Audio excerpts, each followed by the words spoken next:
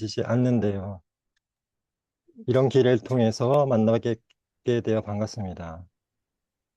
Bình thường tôi rất thích xem các cái video của những YouTuber Hàn Quốc đang sinh sống tại Việt Nam, nên Việt Nam đối với tôi không hề xa lạ và hiện tại tôi rất là vui khi được gặp gỡ các bạn thông qua cơ hội này. 네, 오늘 제가 할 얘기는 선녀 이야기와 민족영웅 설화입니다. 먼저 선녀에 대해서 알아보겠습니다. Hôm nay nội dung tôi sẽ trình bày là câu chuyện về tiên nữ và truyền thuyết anh hùng dân tộc. Trước tiên chúng ta sẽ tìm hiểu về tiên nữ. 선녀는 여자 신선을 말합니다. 한국과 중국, 일본, 인도, 베트남에도 선녀 이야기들이 전해지는데요. À, thì tiên nữ là một vị một người phụ nữ ha là tiên, tức là một vị thần. Thì ở Hàn Quốc, Trung Quốc hay Nhật Bản, Việt Nam đều lưu truyền những câu chuyện về tiên nữ. 대표적인 것이 이제 한국에서는 선녀와 나무꾼인데요. 베트남에는 투툭설화가 있다고 들었습니다. Tiêu biểu nhất là câu chuyện tiên nữ và tiều phu ở Hàn Quốc, còn ở Việt Nam thì mình cũng có một cái truyền thuyết tương tự, đó chính là từ thức gặp tiên. 예, 먼저 한국의 선녀 이야기를 시작하겠습니다. Ừ. 한국에 전해지는 선녀와 나무꾼 이야기는 이렇습니다. Ừ. Và chúng ta sẽ đi đến câu chuyện tiên nữ và tiều phu của Hàn Quốc trước nhé. 제가 AI를 통해서 만화로 그려봤는데요. 이거 보시면 조금 재미있게 다가갈 수 있을 것 같습니다. Ừ. Thì thông qua AI tôi đã tạo ra những cái bức tranh như thế này, một cách thú vị cho các bạn có thể xem và đọc ha. 예, 옛날 깊은 산속에 마음 시작한 나무꾼이 살고 있었는데요.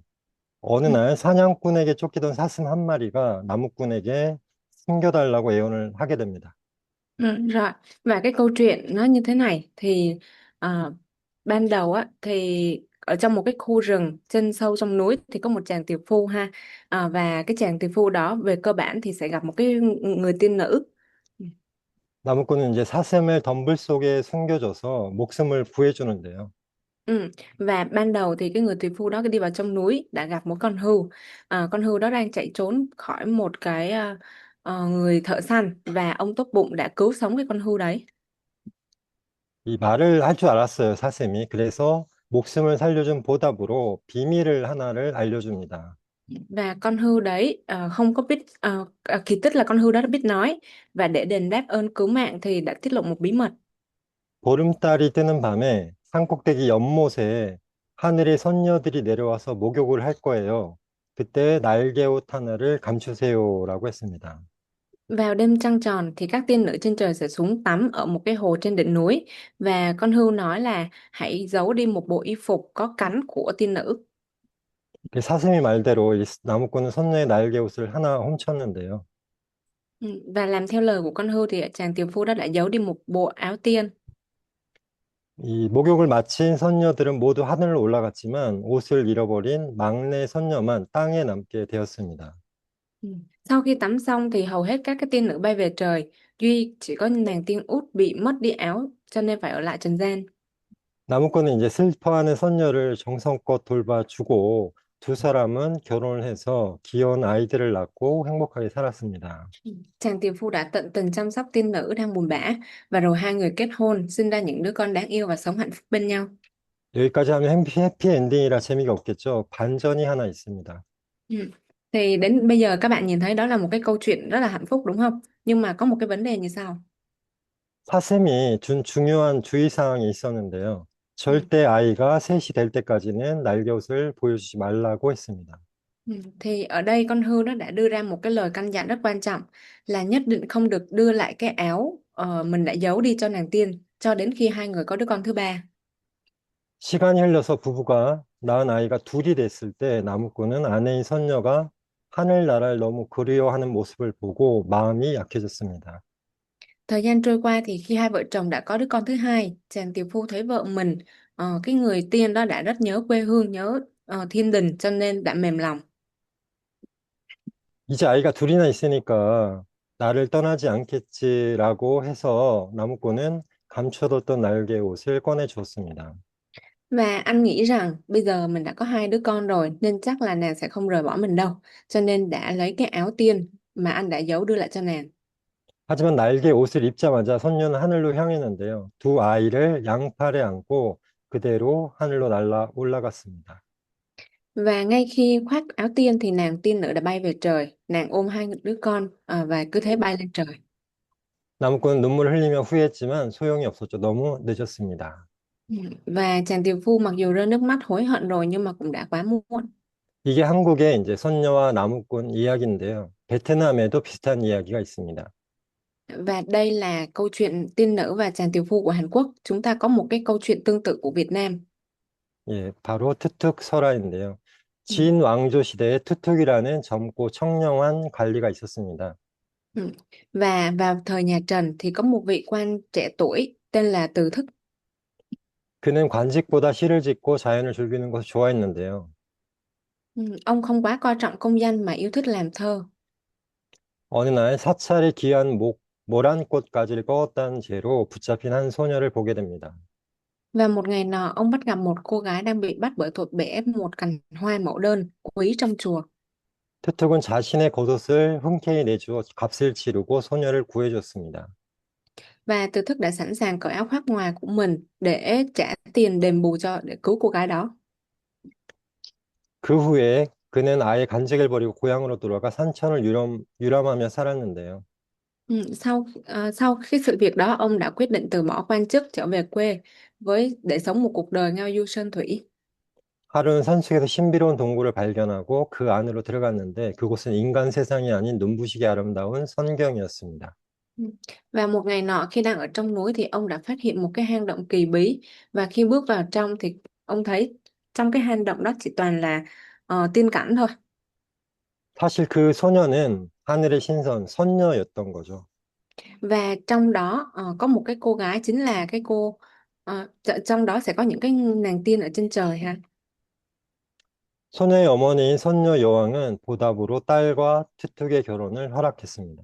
Và trong số những nàng tiên đó thì có một cái người con gái mà ông đã cứu trước đây, thì mẹ của cô chính là tiên hậu, để đền đáp cái ơn cứu mạng cho nên đã cho con gái mình kết hôn với lại Từ Thức. 이 투툭은 아름다운 신선 세계에서 꿈 같은 시간을 보냈는데요. Và ông đã ở lại trên thiên đình và sống một cuộc sống hạnh phúc cùng với lại cái vị tiên đấy. 하지만 1년쯤 지났을까 문득 고향에 계신 부모님과 정든 산천이 그리워졌습니다. Nhưng mà thời gian trôi qua thì ông lại nhớ quê hương, nhớ cha mẹ mình ở dưới trần gian. 이 선녀 아내는 눈물을 흘리며 말했죠. 인간 세상의 시간은 이곳과 달라서 돌아가시면 후회하실 거예요. Và ông muốn quay về, tuy nhiên người vợ tiên nữ đó đã rơi nước mắt và nói rằng thời gian ở thế giới con người và nơi đây khác nhau, nếu mà chàng quay về thì chàng sẽ hối hận. 하지만 투툭의 결심은 확고했습니다. Nhưng mà Từ Thức vẫn giữ quyết tâm của mình không hề thay đổi. 선녀가 빌려준 구름 스레이를 타고 고향 마을에 도착한 투툭은 큰 충격에 빠집니다. Và ông đã ngồi lên cỗ xe mây mà tiên nữ cho mượn, thì ông đã trở về quê nhà và vô cùng bàng hoàng. 마을 산천은 그대로인데 집도 사람도 모두 바뀌어 있던 겁니다. Cảnh núi non làng xóm thì vẫn còn đó, nhưng mà nhà cửa và con người thì đã hoàn toàn thay đổi. 지나가는 노인에게 이름을 물으니까 노인은 이렇게 대답했습니다. Khi ông hỏi một cụ già đi ngang qua về tên của mình là Từ Thức đó, thì người ấy đã trả lời như sau. 어릴 적 증조 할아버지께 들었습니다. 투특이란 어른이 산에 들어갔다가 영영 돌아오지 않았다고요. 벌써 100년도 더 된 이야기입니다. Tôi đã nghe về cụ cố của mình kể khi còn nhỏ rằng có một người tên là Từ Thức đi vào núi rồi thì không bao giờ quay trở về nữa. Đó là câu chuyện xảy ra hơn 100 năm trước rồi. 절망한 투특은 다시 신선 세계로 돌아오려 했지만 수레는 사라졌고 동굴의 문도 굳게 닫혀 있었습니다. Và trong tuyệt vọng, Từ Thức đã cố gắng quay lại thế giới tiên. Tuy nhiên chiếc xe biến mất và cửa hang cũng đóng chặt lại. 결국 그는 다시는 아내를 만나지 못한 채 푸른 옷을 입고 산속으로 사라졌다는 슬픈 전설입니다. Và cuối cùng ông không thể gặp lại người vợ tiên của mình nữa. Và nó đã trở thành một truyền thuyết buồn. Đó chính là có một cái ông lão mặc áo xanh rồi biến mất vào trong khu rừng. 이 한국과 베트남 선녀 이야기의 다른 점과 같은 점을 한번 살펴보겠습니다. Và bây giờ chúng ta sẽ xem điểm giống và điểm khác ở trong các cái truyền tiên nữ của Hàn Quốc và Việt Nam. 먼저 한국의 나무꾼은 아니, 한국과 베트남의 차이점을 먼저 볼 텐데요. 한국의 나무꾼은 날개 옷, 그러니까 선녀 옷을 훔쳐서 인연을 맺지만 Thì đầu tiên ở trong Hàn Quốc trong truyện Hàn Quốc thì mình sẽ thấy là một cái chàng tiều phu, ông đã kết duyên với lại tiên nữ bằng cách là giấu đi cái áo tiên. 예, 베트남의 투뚝은 선행으로 인연을 맺는다는 점이 다르죠. Còn ở Việt Nam thì từ thức lại kết duyên bằng việc một cái cách một làm bằng cách là làm việc thiện, đó chính là trả tiền để đền tiền cành hoa bị bẻ. 그다음에 한국은 선녀가 지상으로 내려오지만 베트남은 인간이 선계로 찾아간다는 차이점이 있습니다. Và ngoài ra mình còn một điểm nữa, đó chính là trong truyện Hàn Quốc thì tiên nữ từ trên trời xuống trần gian, còn ngược lại trong truyện Việt Nam thì con người lại đi vào thế giới tiên. 한국은 선녀의 하늘을 향한 그리움 때문에 이별하고 베트남은 인간의 땅에 대한 그리움 때문에 이별한다는 차이점이 있습니다. Ừ.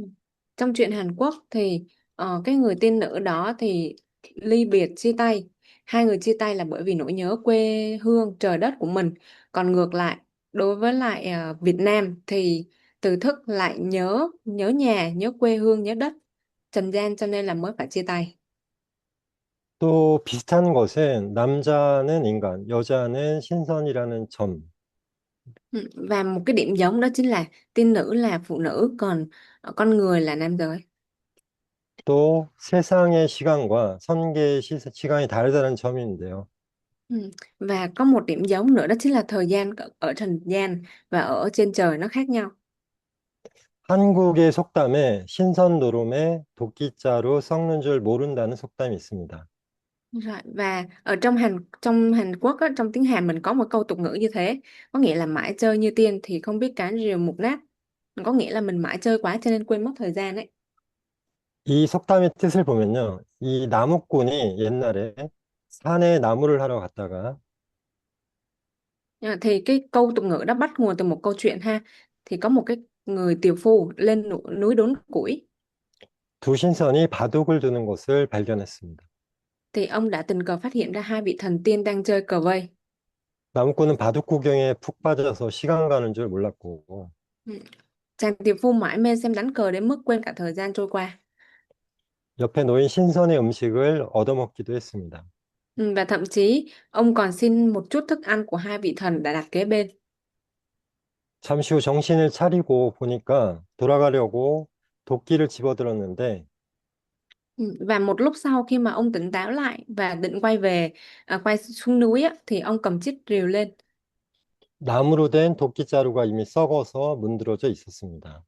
Thì ông nhìn thấy là cái cán rìu của ông làm bằng gỗ nó đã mục nát từ lúc nào rồi. 겨우 마을로 내려왔더니 이미 수십 년 혹은 수백 년의 세월이 흘러서 Và khó khăn lắm ông mới xuống được làng thì lúc đó ông mới nhận ra là đã trôi qua hàng chục thậm chí là hàng trăm năm rồi. 아는 사람은 모두 죽고 세상이 완전히 바뀌어 있다는 얘기입니다. Những người mà ông quen đã qua đời và thế gian cũng đã hoàn toàn thay đổi. 예, 투툭설화 굉장히 비슷하죠. Ừ. Các bạn nhìn thấy là nó rất giống với lại chuyện của Từ Thức đúng không?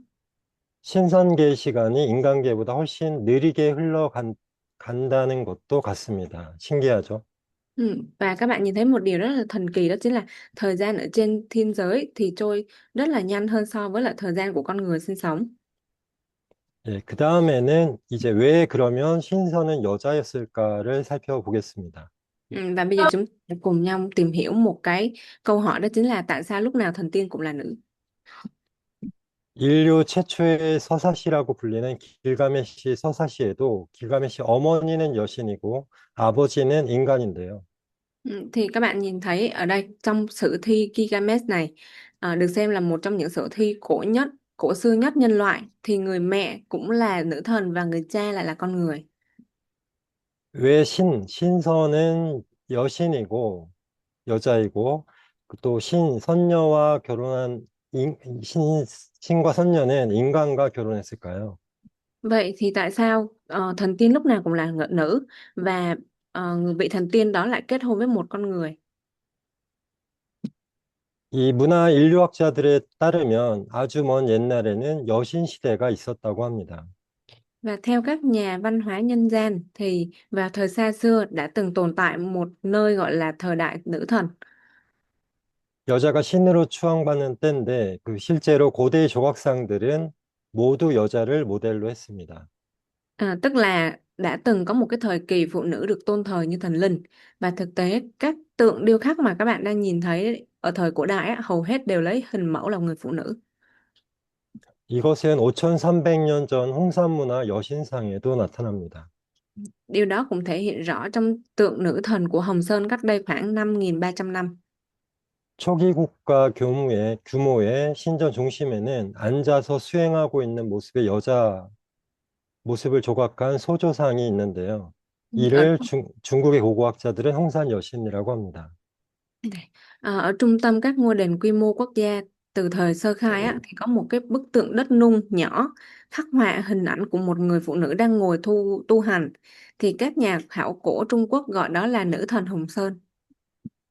여기서 수행하고 있는 모습이라는 것이 중요합니다. Ở đây có một chi tiết là hình ảnh đang tu hành. Đây là một cái chi tiết rất quan trọng. 수행을 통해 선녀가 된다는 전통적인 동양 사상과 일치하는 거죠. Nó phù hợp với tư tưởng phương Đông truyền thống, đó chính là con người có thể trở thành thần tiên thông qua việc tu luyện. 수행하는 여자, 수행을 통해 인간으로서 신이 된 여자, 그녀는 누구였을까요? Vậy thì một người phụ nữ đang tu hành là một người phụ nữ từ thân phận con người nhờ tu hành mà trở thành thần linh. Vậy cái người đó là ai? 지금으로부터 1600년 전 한국의 고대 국가였던 신라에는 박제상이라는 뛰어난 재상이 있었습니다. Ừ. Cách đây khoảng 1.600 năm thì ở vương quốc cổ đại Tân La của Hàn Quốc là 신라 đó, thì có một vị trung thần xuất sắc tên là Park Jae-sang.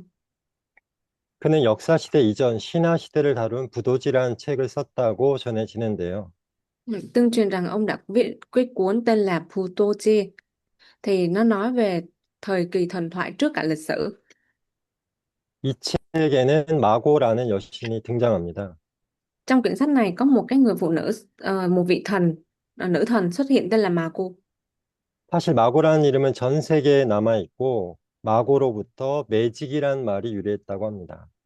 Thực tế thì cái tên Mako đó được cho là tồn tại trong rất nhiều nền văn hóa thế giới, và đã có giả thuyết cho rằng cái từ magic, ma thuật á, bắt nguồn từ cái chữ Mako đấy. 이 마고로 불리는 여신으로부터 신선 문화가 시작되었다면 Nếu như văn hóa thần tiên bắt nguồn từ nữ thần Mako này thì 최초의 선녀와 나무꾼의 선녀는 바로 마고였던 것으로 보입니다. thì có thể nữ thần đầu tiên hay là vị tiên nữ trong cái câu chuyện tiên nữ và tiều phu ban nãy giáo sư giải thích đó chính là Mako ha. 2019년에 TVN에서 방영된 호텔 델루나에도 마고 신이 등장하는데요.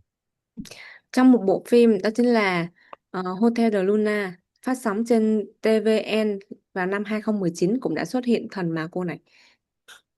생명을 뜻하는 꽃바구니를 들고 다니는 마고씨는 할머니로 알고 있지만 사실은 18살 정도의 소녀 모습을 하고 있습니다. Thì vị thần mà cô này luôn mang theo một cái giỏ hoa biểu tượng cho sự sống, thường biết đến với một hình ảnh của một bà lão, nhưng mà theo truyền thuyết thì thực chất lại mang hình dáng của một vị thiếu nữ khoảng 18 tuổi. 그러니까 신선 또는 선녀는 그 젊은이의 모습이라는 거죠. Ừ. Và điều đó cũng có nghĩa là thần tiên hay là tiên nữ đều mang hình dáng của người trẻ. 이 마고 할머니가 수행을 통해 최초의 선녀가 되었고 그녀의 남편이 인간이었기 때문에 신과 인간이 결합된 모습을 설명하기 위해 선녀와 나무꾼의 전설이 만들어지고 전해졌던 게 아닌가 합니다. Bà mà cô này thông qua việc tu hành đã trở thành một vị thần tiên đầu tiên, đó là một vị tiên nữ ha, và bà ờ, là cưới một người chồng là một con người, thì điều này lý giải cho sự kết hợp giữa thần và người, và có lẽ truyền thuyết tiên nữ và tiều phu đã được hình thành và lưu truyền từ cái câu chuyện đấy. 예, 두 번째로 민족 영웅 설화인데요. Ừ. Và câu chuyện tiếp theo thầy muốn kể đó chính là truyền thuyết về anh hùng dân tộc. 한국의 대표적인 설화는 아기 장수 우투리 설화가 있습니다. Và ở trong Hàn Quốc thì mình có một cái truyền thuyết anh hùng tiêu biểu, đó chính là em bé anh hùng Uthuri. 지역마다 조금씩 다르지만 대체로 이런 스토리를 갖고 있습니다. Thì mặc dù có rất nhiều cái dị bản khác nhau nhưng mà nhìn chung câu chuyện có nội dung như sau. 옛날 아주 가난한 농사꾼 부부에게 아이가 태어났습니다. Ngày xưa có một cặp vợ chồng nông dân rất nghèo sinh ra một đứa con. 그런데 이 아이는 태어난 지 사흘 만에 선반 위로 날아가 앉아 있는 게 아니겠어요? Nhưng điều kỳ lạ là chỉ sau 3 ngày chào đời, đứa bé đã bay lên trời và ngồi trên chiếc kệ cao. 깜짝 놀라서 살펴보니 겨드랑이에 작은 날개가 달려 있었습니다. Quá đổi kinh ngạc thì họ vội kiểm tra thì phát hiện dưới nách của đứa bé đó đã mọc một đôi cánh. 이 아이가 바로 우투리입니다. Và đứa trẻ đó chính là Uthuri. 당시 사람들은 가난한 집안에서 영웅이 나오면 집안이 망하고 나라가 어지러워진다고 믿었습니다. Và thời đó người ta tin rằng là nếu có một vị anh hùng xuất thân từ gia đình nghèo thì gia đình nó sẽ diệt vong, đất nước sẽ rối loạn. 두려움에 떨던 부모는 결국 우투리를 커다란 바위로 눌러 놓거나 죽이려 하지만 Trong nỗi sợ hãi tột độ, cha mẹ cuối cùng cũng đã tìm cách để đè Uthuri bằng một cái hòn đá lớn, thậm chí là muốn giết cậu. 우투리는 죽지 않고 스스로 산으로 올라가 군사를 훈련시키며 새로운 세상을 꿈꿨습니다. Tuy nhiên, Uthuri không chết, cậu đã tự mình vào núi huấn luyện binh lính và mơ về một thế giới mới. 우투리의 비범함을 두려워한 왕과 군사들이 그를 쫓았습니다. Nhà vua và quân lính vì sợ hãi sự phi thường của cậu đã truy đuổi cậu. 우투리는 자신을 보호하기 위해서 콩 한 가마니를 갑옷 삼아 몸에 붙였는데요. Và để tự bảo vệ mình, Uthuri đã dùng cả một bao đậu làm áo giáp dính trên cơ thể. 딱 한 군데 겨드랑이 밑에 콩 하나가 모자라서 빈틈이 생겼습니다. Và có một lỗi duy nhất đó chính là ở dưới nách thiếu mất một hạt đậu. Điều này tạo nên điểm yếu của cậu. 여기를 찔러서 죽였다는 그런 전설도 있고요. Và cái điều này nó cũng có thể là giết chết cậu. 또 다른 전설에는 이제 그 우투리 어머니가 이 왕과 군사들의 협박에 못 이겨서 비밀을 이제 발설하게 됩니다. Và cuối cùng thì mẹ của Thuri không chịu nổi sự đe dọa của kẻ thù cho nên đã tiết lộ một bí mật. 우투리는 억새풀로 베어야 죽는다는 거죠. Chỉ có thể giết chết Uthuri bằng cỏ lau. 그래서 우투리는 겨드랑이 날개가 잘려서 비극적인 최후를 맞이하게 됩니다. Và Uthuri bị chém đứt đôi cánh dưới nách, kết thúc một cuộc đời bi kịch. 우투리가 죽은 뒤에 그가 군사를 훈련시키던 바위산에서는 말 울음소리가 들렸고 Sau khi Uthuri qua đời, tại ngọn núi đá mà Uthuri từng huấn luyện binh lính, người ta vẫn còn nghe thấy tiếng ngựa hí vang. 훗날 다시 태어날 것을 기약하며 바위 속으로 사라졌다고 합니다. Và trong truyền thuyết kể rằng Uthuri đã biến mất trong một tảng đá, đang hẹn một ngày sẽ tái sinh. 세상살이가 고달픈 민중에게는 언젠가 아기 장수가 다시 나타나서 살기 좋은 새로운 세상을 만들 거라는 희망의 약속이 되었습니다.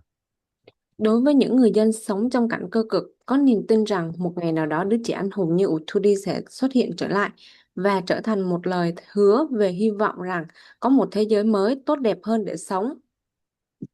이와 비슷한 설화가 베트남에도 있죠. 바로 타인종 설화입니다. Thì cùng với đó, Việt Nam có một cái câu chuyện truyền thuyết rất là giống, đó chính là truyền thuyết thánh giống. 이 내용을 잘 아실 텐데요. 아주 먼 옛날에 베트남의 한 마을에 아이가 없는 노부부가 살고 있었습니다. Và hầu như là mọi người đều biết câu chuyện đó rồi ha. Thì ngày xưa tại một ngôi làng của Việt Nam có một cặp vợ chồng già sinh sống mà không có con.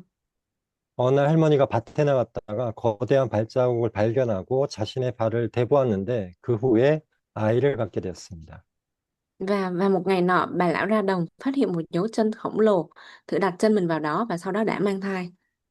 그렇게 태어난 아이가 종입니다. Và đứa trẻ đó sinh ra được gọi là giống. 하지만 이 아이는 3살이 되도록 말도 못하고 걷지도 못하고 누워만 있었습니다. Và đứa trẻ này đến 3 tuổi vẫn không biết nói, thậm chí biết đi mà chỉ nằm một chỗ thôi. 당시 베트남은 북쪽 은나라의 침략으로 멸망할 위기에 처했습니다. Và lúc bấy giờ Việt Nam đang đứng trước nguy cơ diệt vong do sự xâm lược của thế lực ngoại bang phương Bắc, đó chính là nhà Ân. 왕이 전국에 영웅을 찾는 전령을 보냈을 때 3년 동안 침묵하던 소년 종이 처음으로 입을 열었습니다. Và khi nhà vua sai sứ giả đi khắp cả nước để tìm anh hùng thì cậu bé gióng đã im lặng suốt 3 năm lần đầu lên tiếng. 어머니, 저 전령을 이리로 불러주세요.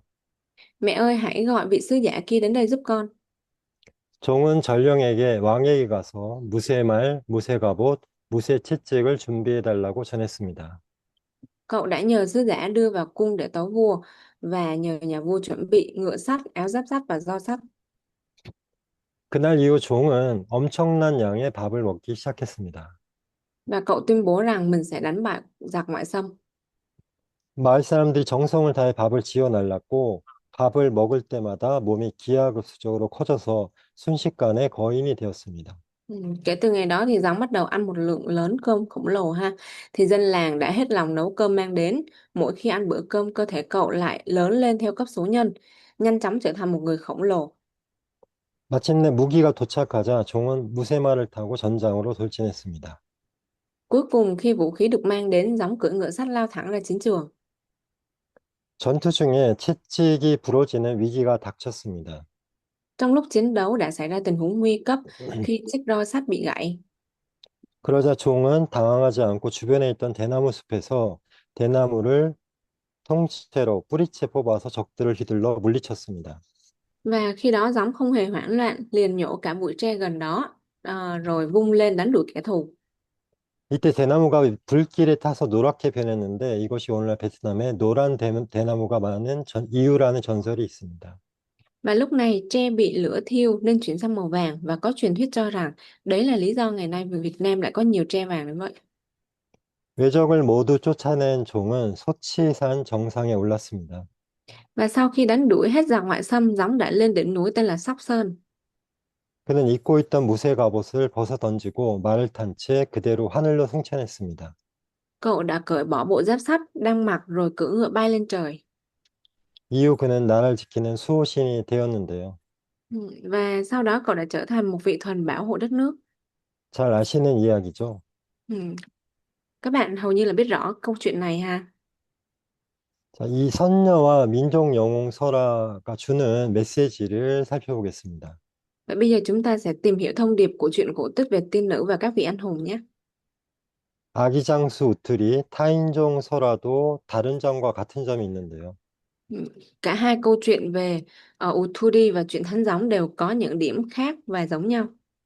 한국의 우투리 설화가 비극적인 결말 속에 미래의 희망을 묻어두었다면, Nếu như trong truyện Uthudi của Hàn Quốc ẩn chứa niềm hy vọng trong một tương lai nhưng mà lại kết thúc một cách bi kịch, 베트남의 타인종 설화는 해피엔딩이라는 차이점이 있습니다. thì trong truyện Thánh Gióng của Việt Nam lại có một điểm khác, đó chính là kết thúc có hậu. 우투리 설화에서 부모는 영웅이 될 자식을 두려워하지만 Ừ. Trong truyện Uthudi, cha mẹ sợ hãi đứa con sẽ trở thành người anh hùng. 타인종 설화에서 부모는 자식이 영웅이 될 수 있도록 도와주죠. Còn trong truyện Thánh Gióng thì cha mẹ lại giúp đỡ để con mình có thể trở thành anh hùng. 또 비슷한 점은 두 이야기 모두 주인공이 평범한 집안의 아기로 태어났다는 점인데요. Ngoài ra thì mình có một cái điểm giống nhau, đó chính là cả hai câu chuyện nhân vật chính đều là một đứa trẻ xuất thân từ gia đình bình thường. 왜 그럴까요? Vậy tại sao nhỉ?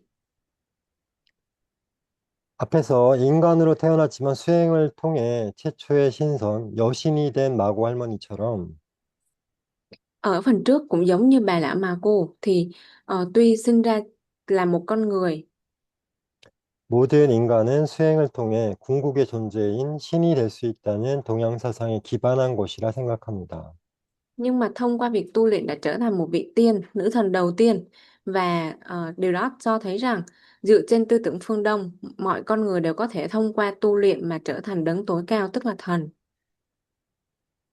또한 신화는 어느 정도의 역사적 사실에 바탕을 두었다는 것처럼 Ngoài ra cũng giống như là thần thoại thường dựa trên một phần lịch sử. 우투리 설화도 역사적 사실을 모티브로 했을 텐데 저는 우투리 설화가 한국의 고대 국가인 고구려의 시조 주몽 이야기에서 유래한 게 아닐까 생각해 봅니다. Và tôi cho rằng chuyện Uthudi có lẽ cũng được lấy cảm hứng từ những sự kiện có thật trong lịch sử. Và Tôi nghĩ rằng chuyện Uthuri có thể bắt nguồn từ câu chuyện tên là Chú Mông, là người sáng lập vương quốc cổ đại Goguryeo của Hàn Quốc. 주몽은 어린 시절 출생의 비밀을 모른 채 여느 아이처럼 평범하게 살았습니다. Chú Mông là cái người mà thời thơ ấu đã sống một cách rất là bình thường như bao đứa trẻ khác và không biết bí mật về thân thế của mình. 어느 날 어머니로부터 자신의 아버지가 왕이었다는 사실을 알게 됩니다. Và một ngày nọ, cậu biết được rằng mẹ của mình, từ mẹ, một sự thật đó chính là cha của mình là một vị vua và đã lên đường tìm cha. 아버지를 찾아 떠나게 되는데요. 결국 고구려를 건국하는 영웅이 되었습니다. Ừ. Và ờ, cuối cùng cậu đã trở thành một vị anh hùng sáng lập nên vương quốc Goguryeo. 이 무트리 설화가 해피엔딩이 아닌 영웅 이야기지만 누구나 자신의 본래 모습을 찾게 되면 Mặc dù chuyện Uthudi không phải là một câu chuyện có kết thúc có hậu, nhưng mà là một câu chuyện về vị anh hùng, và có lẽ có một cái thông điệp. 나라를 지키고 백성을 돕는 위대한 인물이 될 수 있다는 메시지가 아닐까요? Đó chính là bất cứ ai nếu tìm lại được con người thật của mình đều có thể trở thành một nhân vật vĩ đại, bảo vệ đất nước và giúp đỡ nhân dân, đúng không? 여러분도 내 안에 있는 잠재적인 힘, 세상을 위하는 큰 사람이 되겠다는 믿음을 가지면 Và tôi hy vọng rằng các bạn cũng sẽ tin vào sức mạnh tiềm ẩn bên trong của mình và tin rằng mình có thể trở thành một người có ích cho xã hội.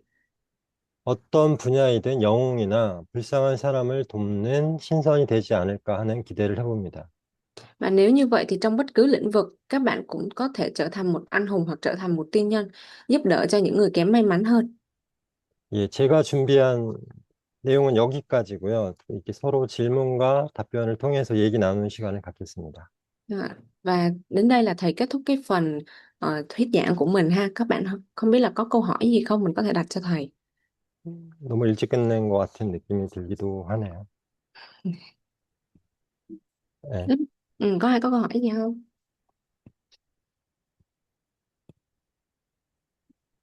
제가 먼저 질문을 할까요? Vậy thì thầy sẽ đặt một câu hỏi nhé. 첫 번째로 그, 한국의 선녀와 나무꾼 이야기가 새드 엔딩이잖아요. Và các bạn nhìn thấy ở trong cái câu chuyện tiên nữ và tiều phu của Hàn Quốc ạ, có một cái kết thúc không có hậu. 우트리서라도 마찬가지로 새드 엔딩입니다. Và Uthudi, trong chuyện Uthudi cũng là một câu chuyện kết thúc không có hậu. 왜 그럴까를 얘기를 이제 서로 자신의 의견을 얘기를 했으면 좋겠습니다. Vậy thì các bạn nghĩ tại sao nó lại như thế, lại có một cái kết cục như thế? Các bạn cứ nói cái ý kiến của mình. Tại sao hai câu chuyện đó lại kết thúc không có hậu? 어느 분이 먼저 얘기를 할까요? Bạn nào thử không? Suy nghĩ. Dạ em ạ, em Ừ. Trang ạ. Rồi. Trang hả? Dạ, Dạ. dạ em nghĩ là kiểu thời xưa họ vẫn, đó là quan điểm của em thôi nha cơ, sai thì thôi nha cơ. Ok. Dạ, kiểu thời xưa thì mọi người vẫn chưa có tin vào thần tiên lắm á, nên là em nghĩ kiểu con người vẫn sẽ kiểu thần tiên với con người sẽ có hai thế giới, sống sống ở hai thế giới khác biệt kiểu vậy á cô. Ừ. Rồi kiểu con người dù có giống kiểu câu chuyện tiên nữ, dù anh hùng với tiên, dù cái người đó với tiên nữ có yêu nhau đến thế nào á thì thần tiên cũng sẽ thuộc về thế giới của họ và con người cũng sẽ ở thế giới của con người. Ừ. À, Ok. dạ chắc em hết rồi đó cô ơi. Dạ. 오케이. 네, 대답 2가지 있는데요. 먼저, 예전에 사람들이, 신 믿지 않아서 아마 신과 사람을 거론하면 좋은 결과가, 없은 것 같아요. 그리고 신은 그 하늘의, 속인데, 사람들이 인간의 속인데, 그래서 두세 개, 속한 사람 그리고 신을 거론하면 그냥 결과가 없어요. 신이 하늘에 가고 그리고 사람을 인간에 가야 되는 것 같아요. 그러니까 신은 신의 세계가 있고 네, 사람은 사람의 세계가 있는데 서로 이제 그걸 지키게 되면서 그러니까 불행이 찾아왔다는 거죠. 네, 맞습니다. 예. 여기 또 다른 의견 혹시 그러면 왜 둘은 만나게 된 걸까요? Vậy thì thầy hỏi là vậy sao hai người đó lại gặp được nhau? Cô ơi, em xin trả lời. Nghe Dung. Dạ thưa thầy, giống như là cái câu chuyện hồi nãy thì em nghĩ là bởi vì cái câu chuyện buồn thì nó người Hàn kiểu như là sẽ thiên về cái duyên và nghiệp á. Em Ừ. nghĩ là nói về cái nhân quả hay là duyên nghiệp như vậy nên là khiến cho cái cuộc tình nó trở nên kết cục như vậy, và cái kết cục buồn thì sẽ khiến cho mọi người nhớ nhớ lâu hơn. Ừ. Dạ em nghĩ vậy thôi. 예. 한국 사람들을 인연은 보통 믿는 것 같아요. 그래서 그리고 사람을 만나는 것은 인연이라고 생각해요. 그리고, 셋 엔딩, 있는 거 보통 사람들에게, 중급받고, 그리고 오래오래 기억할 수 있다고 생각해요. 그 견우와 직녀 얘기 아실까요? 베트남 분들도 응, 무슨 견우와 직녀, 건호가 증명? 견우와 직녀. 설아요. 그 예, 그 중국에서 뭐 유래했다라고도 얘기를 하는데 그 견우와 직녀라고 해서 비슷한 얘기가 있어요. 이 그 선녀와 쉽게 얘기하면 인간이 만나는 이야기인데 그거랑 모티브가 비슷하거든요. Ờ, thầy nói là 그런 그런데 이제 한국과 베트남의 공통점이 아까 얘기한 것처럼 여자가 신선이고 남자가 인간이잖아요. 네. 예. 그게 저는 굉장히 중요하다라고 보고 그래서 그게 바로 여신 시대를 얘기하는 거다라고 생각을 한 거죠. 네, 네, 예. 그런데 그게 그러니까 뭐 제가 페미니즘은 아니고 네. 원래 그 역사의 시작이 바로 여자로부터 시작됐다라는 게 중요하다라고 생각이 됩니다. 이거에 대해서 혹시 어떻게 생각하는지 좀 궁금하거든요. Ờ, thầy bảo là thầy có một điều quan trọng muốn nói là tất cả một câu chuyện đó, nãy giờ cái câu chuyện mà mình đều nói thì xuất phát từ cái tư tưởng đó chính là đặt người phụ nữ làm đầu, đúng không? Thì thời xưa mình có một cái thời đại đó chính là tôn thờ người phụ nữ đó. Vậy thì thầy muốn biết cái suy nghĩ của các bạn về cái vấn đề đấy. 그래서 어떤 학자들은 이 남성 중심이 되면서 전쟁이라든가 어떤 지배, 그런 계급, 뭐 이런 개념이 시작됐다라고 얘기를 합니다. Và bởi vì thường thì có một số cái người học giả người ta lại có quan niệm khác, đó chính là đặt nam giới làm trọng tâm. Ví dụ trong các cuộc chiến tranh hay là trong nhà cửa gia đình cũng vậy, người nam giới luôn luôn làm trọng tâm á. 뭐 요즘 이제 여성 지도자, 국가의 여성 지도자들도 이렇게 많이 나왔는데요. 그 베트남 같은 경우에 이런 문화에 대해서 뭐랄까요? 어떤 생각이 있는지 궁금합니다. Vậy thì mặc dù có những cái tư tưởng là nam giới làm trọng tâm, nhưng mà hiện tại có rất nhiều cái cuộc vận động hay là rất nhiều cái chỉ tô cái sự hướng dẫn, sự khởi đầu là từ người phụ nữ. Vậy thì các bạn có suy nghĩ gì về việc đấy? 그러니까 역사라는 것이 문자로 기록되지 않았던 시대에는 이렇게 이야기의 형태로 전해지기 때문에 그것을 신화라고 얘기를 합니다. Ừ. Thì mình sẽ có là từ cái thời mà mình chưa có chữ viết này đến tận bây giờ ha, thì mình có những câu chuyện mang tên là thần thoại đó, mà mình gọi nó là thần thoại đó, thì nó đều đặt trọng tâm là người phụ nữ. Vậy còn bây giờ thì sẽ có những cái cuộc vận động, cuộc đấu tranh cho phụ nữ đó. Vậy có ý kiến gì không nào? 그래서 조금 재미있는 질문을 하면 번역을 해주시면 조금 재미있는 질문을 하면 왜 선녀와 나무꾼, 그러니까 나무꾼이라는 건 사실은 굉장히 그 천한이라고 표현을 해야 될까요? 그런 직업으로 설정을 했는지가 이제 궁금한 거죠. Ừ. Và thầy có cái câu hỏi đó chính là vẫn là cái câu hỏi đó ha. Thì thầy muốn biết suy nghĩ của các bạn về cái vấn đề về nam với nữ, đặc biệt là trong cái câu chuyện người phụ nữ và tiệp phu đó. Tiên nữ và tiệp phu đó. Các bạn có ý kiến gì không? 저도 그 정답을 모르기 때문에 그 이야기들을 이렇게 재밌는 추리를 해서 이야기들을 나눴으면 좋겠습니다. Ừ. Thầy thật ra cũng không có một cái câu hỏi chính xác nào đâu. Cho nên là thầy muốn nghe thôi, nghe thử thôi. Có đáp án nào đó?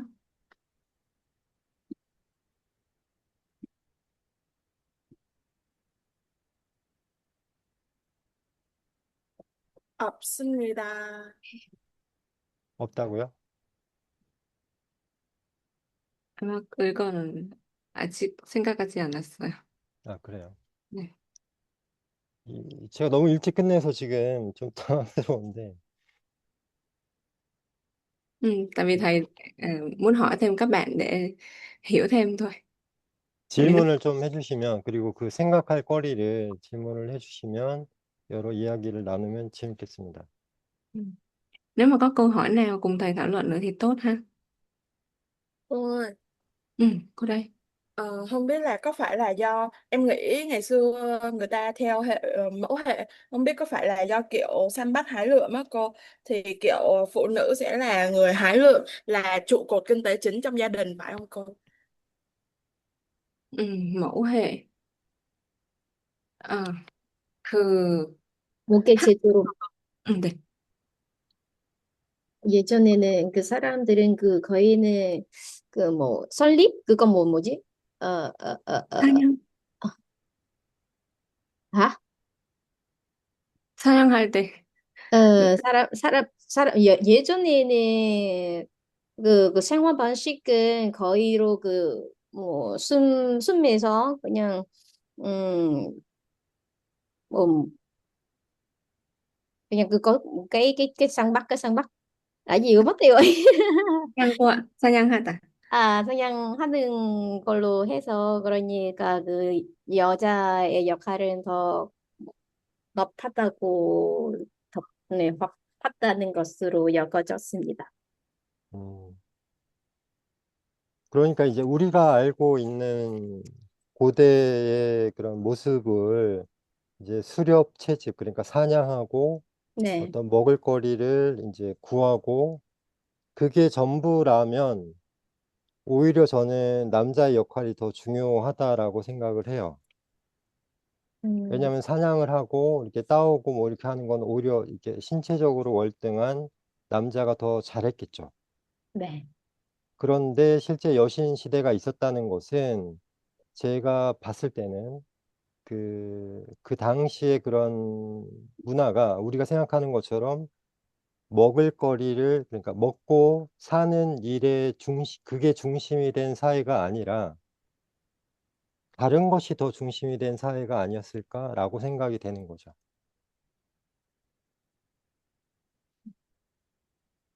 Thì thầy nói là theo cái ý kiến của bạn á, thì về cái việc săn bắt hái lượm thì lấy trọng tâm cũng là con trai mà, nam giới thì cái việc đó nó vẫn sẽ khỏe mạnh hơn mà. Vậy thì thầy nghĩ cái vấn đề đó nó vẫn chưa có hợp lý lắm. Ừ. Dù sao thì thời đại của mình nó cũng tập trung vào cái việc sống, ăn và sống đúng không? Vậy thì cái điều đó nó vẫn cũng là tập trung vào nam giới mà. 그래서 고대 사회에서는 그 여자가 왜 중심이 됐는가라고 했을 때 아까 얘기한 마고 할머니라고 하는, 즉 이제 최초로 그 도통이라는 단어가 베트남에 있는지 모르겠는데 그 완성된 인간이 된 그 분이 여자였기 때문이 아닌가라고 생각을 하는 거죠. Ừ. Thì thầy nói có một ý kiến đó chính là từ cái thời cổ đại đó thì có một cái người phụ nữ tên là Mà Cô xuất hiện, và bà đấy ban đầu là một người phụ nữ, xuất thân từ là một người con gái, sau này trở thành thần tiên đó, cho nên là thầy nghĩ là có phải đó là lý do không? 그러니까 우리가 고대 사회라고 생각을 하면 아까 얘기한 것처럼 뭐 사냥하고 채집하고 말 그대로 이제 원시인의 모습을 상상하는데요. Ừ. Và thầy tưởng tượng đến những cái việc như là ờ, gọi là sống tập thể nè, hay là việc săn bắt hái lượm như bạn nói nè, từ cái thời cổ đại. 그런데 아까 얘기한 홍산 문화 같은 곳을 우리가 그 유적을 발굴을 하면 Và nếu mà coi lại cái thời lịch sử của mình ha, thì cũng có một cái thời văn hóa Hồng Sơn đó. 하늘에 제사를 올리거나 아니면 아까 여신처럼 수행하는 모습의 그런 조각상이 나오기 때문에 Ờ, và ờ, trên trời thầy nói là từ trên trời xuống là một người phụ nữ nè, hay là các bạn nhìn thấy có những cái tượng phụ nữ ở trong văn hóa Đồng Sơn á, Hồng Sơn. Ừ. 국가나 문명이라고 하는 어떤 새로운 시대, 역사 시대로 들어설 때 제일 두드러진 특징이 바로 그런 어떤 정신 문화가 시작이 된다라는 거예요. Trong chuyên môn ha, thì 네. nó xuất phát từ một cái văn hóa tinh thần của tượng trưng cho quốc gia và dân tộc. 그런데 그 정신 문화의 상징이 사실은 여신이라는 거죠. Ừ. Và cái đặc trưng của cái văn hóa tinh thần đó chính là lấy người phụ nữ làm trọng tâm. 그게 바로 이 선녀나 뭐 어떤 민족 영웅 설화의 어떤 메시지이기도 한데요. Và cái việc đặt người phụ nữ làm trọng tâm các bạn cũng nhìn thấy trong các thông điệp của thần thoại hay là các câu chuyện thời xưa. 선녀 이야기가 어떤 그 국가 제도, 그러니까 우리가 알고 있는 국가의 그 전 단계에서 시작된 얘기라면 Ừ. Và cái chế độ theo cái chế độ của đất nước á, thì nếu mà mình nói về cái ưu nhược điểm thì mình sẽ có những cái như sau. 민족 영웅은 사실은 그 뒤에 역사 시대부터의 이야기입니다. Là tất cả các lịch sử đều là lịch sử dân tộc ha, đều hướng đến người dân đó. 그게 바로 이제 그 한국에서는 선녀와 나무꾼 이야기 다음에 그 우투리라고 하는 그런 국가가 이미 만들어지는 단계에서의 이야기들이 나오는 거죠. Và từ cái câu chuyện của tiên nữ và tiểu thợ phu cho đến cái câu chuyện của Uthuri á, tất cả đều đang nói một cái điểm chung là hướng về quốc gia. 제가 말을 어렵게 해서 죄송한데 하여튼 그래서 이 선녀와 나무꾼이라는 말 속에는 굉장히 중요한 의미가 있습니다. Thầy nói hơi khó một chút xíu, bây giờ thầy tóm lại là trong cái câu chuyện tiên nữ và tiểu thợ phu có một cái ý nghĩa như sau. 하늘과 땅, 그러니까 이 신선계와 그 지상 세계가 서로 어떻게든 만남이 있었다는 거죠. Ừ. Đó chính là việc sự gặp gỡ của thiên đình và trần gian, có nghĩa là giữa thần tiên và con người. 예. 뭐또 질문이 있으면 질문을 받으면서 계속 얘기를 하겠습니다. Ừ. Nếu như mà các bạn có câu hỏi thì có thể đặt cho thầy ha. 아니면 제가 질문을 하겠습니다. Nếu không thì thầy sẽ đặt câu hỏi. 타인종 설화에서 그 은나라의 침략으로 이제 그 당시에 베트남 반란군이 이제 멸망할 위기에 처했다고 하는데요. Ừ. Trong cái câu chuyện Thánh Gióng á thì mình có một cái mốc lịch sử, đó chính là nhà Ân xuống xâm lược mình, đúng không? 그 당시에 이 반란국이 나중에 이제 어떻게 되는 건가요? 그걸 제가 궁금해서. À, thầy thắc mắc đó chính là cái thời đại của Việt Nam mình lúc đó là Văn Lang. Vậy sau cái câu chuyện đó thì Văn Lang nó như thế nào? 이때 Các 실제로 그 bạn. 타인종이라는 인물이 실존 인물인가요? 아니면은 전설로 전해지는 인물인가요? Và cái nhân vật Thánh Gióng đó là sự thật hay là nó chỉ là trong câu chuyện thần thoại đó thôi, nó không có thật. Giống như là câu chuyện hồi nãy của thầy nói là Uthuri á, nó có thể là xuất phát từ một người tên là Chù Môn, đúng không? Còn bây giờ Thánh Gióng của Việt Nam mình có lấy hình mẫu từ nhân vật nào không? 학생 여러분, 답변을 해주세요. Các bạn trả lời thầy nè. Cái này kiến thức lịch sử của Việt Nam mình thôi. Thầy đang thắc mắc cho nên thầy hỏi. Dạ chị ơi, dạ theo như em được biết thì hầu hết mấy cái thần thoại thì nó nó là giống như là mình theo lên một cái hình tượng gì thôi, nó sẽ lấy từ cái nội dung lịch sử nhưng mà nó sẽ biến thành một cái nhân vật nào đó, chứ hình như là hầu như là không có thật đó chị. Kiểu ví dụ như là cái mà cây cung trong cái truyền thuyết gì mà đánh nhiều người á chị, thì cái đó nó lấy từ cái kiểu như cái nước đi hay của bên mình á, mà người ta ví như một cái cung mà có thể đánh tan quân giặc vậy thôi ạ. Chứ theo em biết là nó sẽ không có thiệt. 네, 보통 그 실화의 인물들이 실제 아닌 것 같아요. 보통 역사 바탕으로 어떤 것을 위대한 사건을 그냥 모방해서 그리고 메시지를 남긴 것 같아요. Dạ 그, thưa Dạ có em thưa cô là cái thời mà Thánh Giống á, thì đó là cái nhân vật truyền thuyết. Thì 음, truyền thuyết giống như nói về ờ, mẹ Âu Cơ Lạc Long Quân, đó là truyền thuyết dân tộc. Còn nói về Văn Lang đó là nhà nước, kiểu như là cái đó là cái thời thời dưới các vua Hùng, thời lịch sử truyền thuyết. Còn nói sau khi mà đánh giặc Ưng thì cái Thánh Giống, cái câu chuyện đó muốn nói tới sau đó thì người dân cũng tiếp tục là được là trồng lúa rồi làm trồng lúa rồi cũng theo cái sống sống làm lúa rồi đúc đồng rồi làm các công việc bình thường nông dân này nọ. Xong rồi còn cái thời đại Văn Lang hay là khảo cổ á, thì đó là ờ, em nghĩ nó cũng duy trì cứ theo thời đại này tới thời đại kia từ từ sẽ nâng cấp lên 음. vậy cô. 네. 보통 베트남 설화는 아마 그 건국 아니면 그 역사 사건 바탕으로 다시 얘기하는 거예요. 그리고 만랑 국가 후에 사람들의 생활이 다시 돌아왔어요. 보통 예전에 베트남 사람들은 농사를 짓고 그리고 그 어, 동물을 키우는 생활 했어요. Dạ dạ một cô người ta ơi, sẽ cái ờ, nhà nước Văn Lang á, cái nhà nước Văn Lang á, theo như em nhớ đó là nhà nước có thật đó cô. Còn cái câu chuyện Thánh Gióng á, nó là một cái truyền thuyết tạo ra, nó dùng để khích lệ tinh thần của nhân dân ta cái thời buổi chống giặc đó cô. Ngày xưa khi mà giặc ngoại xâm tới thì mọi người sẽ khích lệ nhau. Em nghĩ là như vậy. Còn nhà nước Văn Lang á thì nó là cái nhà nước có thật của Việt Nam. Nên là em nghĩ hai cái này nó hình như nó không có dính dính lắm với nhau á, nó cũng chỉ là truyền thuyết. Thì truyền thuyết thì người ta sẽ truyền miệng lại từ đời này qua đời khác á, nên là nó sẽ có một số tình tiết hư cấu kiểu kiểu vậy á cô. 오케이. Rồi, 단정 설화에서는 점 이야기는 실제 아닌데 그 반랑 국가는 실제 있었어요.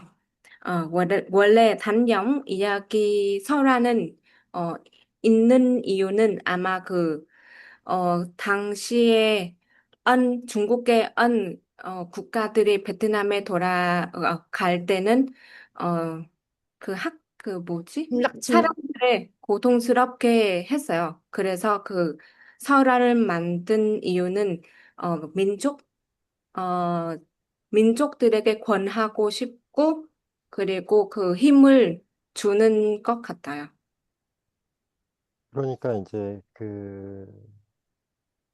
제가 이제 우투리 설화나 앞에서 얘기한 선녀와 나무꾼도 일정 부분 역사적 그러니까 역사적으로 실존했었던 인물을 모티브로 이 이야기가 만들어진 것이다라고 한 것처럼 아마도 이 타인종 설화도 실존 인물이 있지 않았나라고 생각을 하는 거고요. 네, 맞습니다. 네. 음, 그 실존 인물이 누군지는 모르겠지만 하여튼 거기에 조금 더 이제 이야기들이 많이 추가가 되었겠죠. 네. 예. 그래서 앞에 선녀와 나무꾼도 제가 왜 나무꾼일까요? 라고 했을 때 그 나무꾼이라는 거는 첫 번째로 나무를 한 sa람이잖아요. 네. 요거 번역을 해주시면 좋을 것 같아요. Dạ. Thì thầy nói là lấy cái mô típ của cái câu chuyện Uthuri của Hàn Quốc á, thì thầy cũng nghĩ là Thánh Gióng là một cái nhân vật không có thật của Việt Nam, và trong cái câu chuyện tiên nữ và tiều phu thì cái người mà tiều phu đó đó thì thường làm về cái nghề đốn củi đúng không? Chặt củi đốn củi đó. 네. 그리고 그 나무꾼이라는 말 속에는 숲에 가까이 숲과 관련이 있는 그런 곳에, 숲에 가까운 곳에 산 사람이 아닐까라고 생각이 유추할 수가 있는 거죠. Và cái người nông dân đốn củi đó thì thường sẽ liên quan đến núi, sông núi này kia đó. Vậy thì thầy đang suy nghĩ đến cái việc là nó có liên quan gì đến kiểu núi với lại người nông dân, cái người đốn củi đó, nó sẽ liên quan đến nhau không? 그리고 선녀는 연못에 내려와서 목욕을 하잖아요. Còn cái người tiên nữ á, thì nó sẽ liên quan đến các cái dòng suối, con suối. 이것도 마찬가지로 호수 가까운 곳에 살던 인물이 아닌가라고 생각이 되는 겁니다. Ừ. Vậy thì cái nơi mà gần suối nó sẽ là núi. Thì có thể đó là lý do mà câu hỏi ban đầu của thầy là thần tiên với lại con người có thể gặp được nhau. 타인종도 마찬가지죠. 이 무쇠 무기를 사용을 하지만 Và thầy cũng nghĩ là thánh gióng, cái câu chuyện thánh gióng nó cũng sẽ liên quan đó. 그런데 결국은 대나무로 이제 승리를 하잖아요. Ừ. Và cái thời đó thì nước của mình cũng đã chiến thắng giặc ngoại xâm mà. 예, 대나무, 그러면 대나무와 또 대나무 숲과 연관돼 있는 곳에 살던 인물이 아닌가라는 생각을 하게 되는 거죠. Ừ. Và trong truyện Khăn Gióng thầy có thấy một cái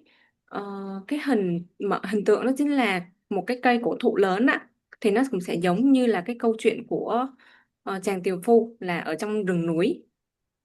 예, 이런 식으로 역사를 공부를 할 때는 뭐랄까, 작은 단서라도 하나씩 이제 시키면서 그 실체에 접근을 하게 됩니다. Ừ.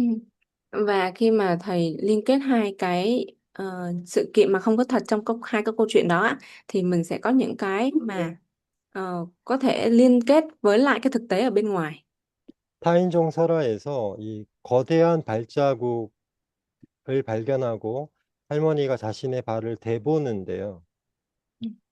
Đó, và trong truyện Thánh Gióng thầy nhắc lại đó chính là có một người phụ nữ, người ta không cái người phụ nữ đó không có con và phát hiện ra một cái dấu chân lớn đó ha. 그 전설과 똑같은 그 탄생 과정을 가진 중국의 고대 황제가 있습니다. Và cái câu chuyện đó cũng sẽ giống với lại một cái vị hoàng đế ở bên Trung Quốc. 아마도 이 베트남 이 타인종 설화의 그 어떤 뭐랄까 기원은 그 황제의 후손이라고 하는 인식을 갖고 있던 게 아닌가 생각되는 거죠. Cho nên là thầy suy nghĩ rằng có khi nào cái câu chuyện Thánh Gióng nó cũng sẽ liên quan đến cái vị hoàng đế ở bên Trung Quốc đó không? 이런 것을 아마 베트남 역사학계는 그 연구를 많이 했을 거라는 생각이 드는데요. Cho nên thầy nghĩ là thầy sẽ cố gắng để nghiên cứu thêm về các cái câu chuyện thần thoại của Việt Nam. 그런 복잡한 얘기들은 이게 그 어떤 학자나 옛날에는 좀 이렇게 뭐랄까 많이 배운 사람들에게만 전해지기 때문에 Ừ. Và không chỉ là những cái học giả đâu mà đối với những cái người mà đã tham khảo hoặc là học rất là nhiều những cái câu chuyện so ra của hai đất nước ạ. 일반인들은 어떤 이런 이야기의 형태로 이렇게 입에서 입으로 전해지게 됩니다. Cho nên thì thầy cũng muốn là truyền tải những cái câu chuyện đó cho cả những cái người thường đó chứ không phải là chỉ những cái người mà cần phải nghiên cứu cái đấy.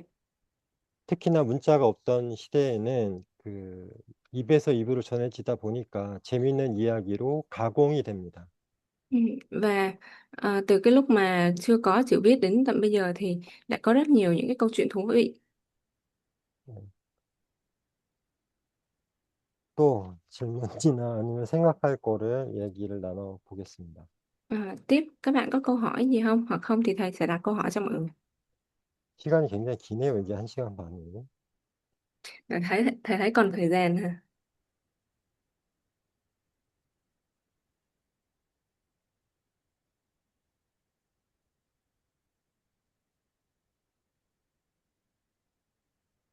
Đúng rồi, đúng rồi. Này à. Ừ. Vậy là bên Hàn Quốc á, thì mọi người có tin vào thần tiên, hay là mọi người có suy nghĩ là cái số phận là thần thần đã sắp đặt rồi, mình phải theo số phận là như vậy không ạ? Ừ. Hay là dạ, em đang thắc mắc cái đó thôi ạ. 그 학생들이 궁금한 거 있어요. 혹시 한국 사람들은 신을 믿을까요? 아니면 우리 사람들의 인생을 모두 신 배제므로 하는 건가요?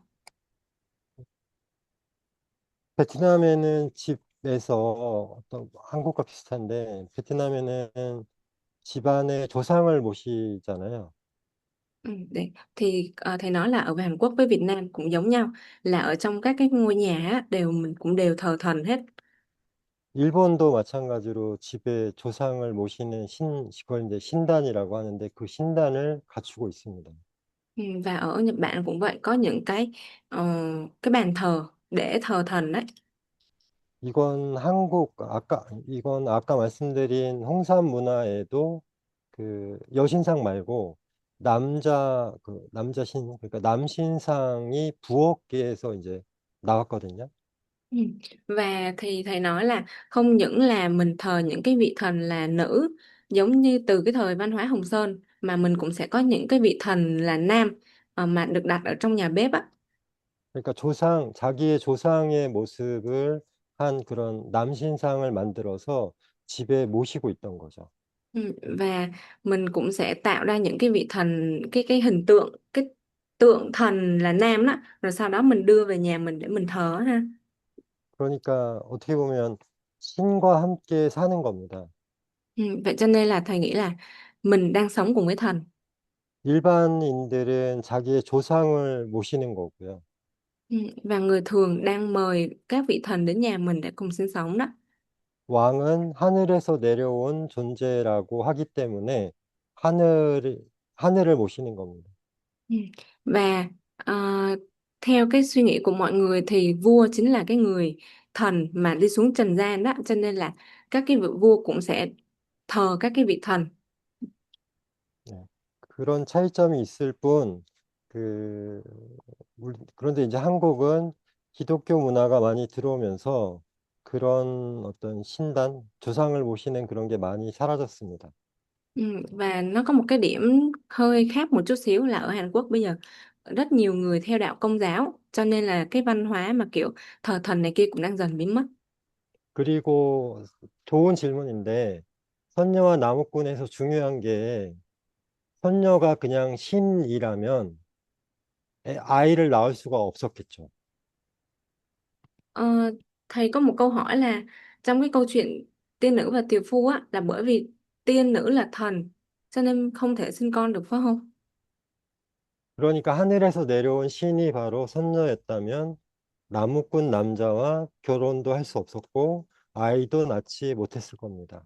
Vậy cho nên là nếu mà những cái người vị tiên nữ đó đó, nếu như là không xuống trần gian để gặp một cái người đàn ông là người thường thì cũng không thể nào sinh con được. 그래서 여신상 얘기에서 나온 것처럼 사람이 수행을 통해서 그 어떤 완성된 존재가 됐을 때 그것을 신선이라고 하거나 선녀라고 했던 겁니다. Ừ. Vậy chính vì cái việc mà xuống dưới trần gian để gặp một người đàn ông để có thể sinh con đó, thì vị thần đó mới thật sự tồn tại.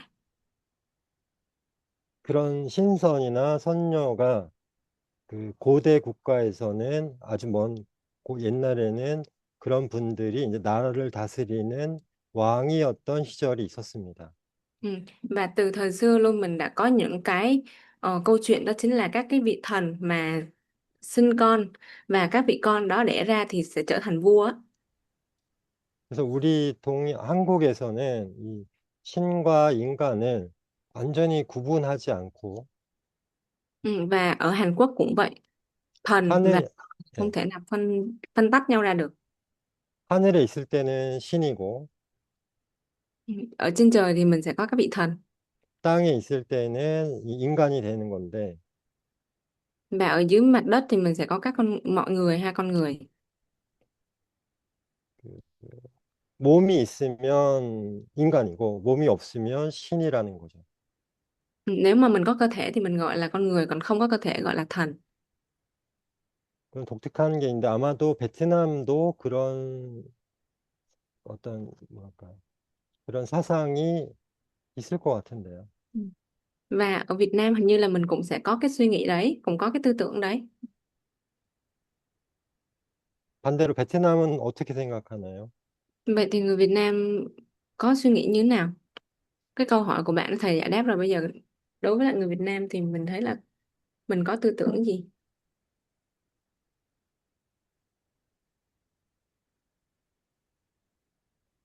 Cô Ừ.